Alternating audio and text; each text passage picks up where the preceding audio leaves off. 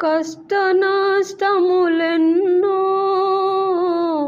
కలకాలము నన్ను కబళించిన, వ్యాధి బాధలు ఎన్నో విడువక నన్ను వేధించిన, పరమున నేను ప్రభువుతో నుందునని, పరమున నేను ప్రభువుతో నుందునని, సహనము చూపుచు సహింతులే నేను సహింతులే, పరలోకము నాదిలే.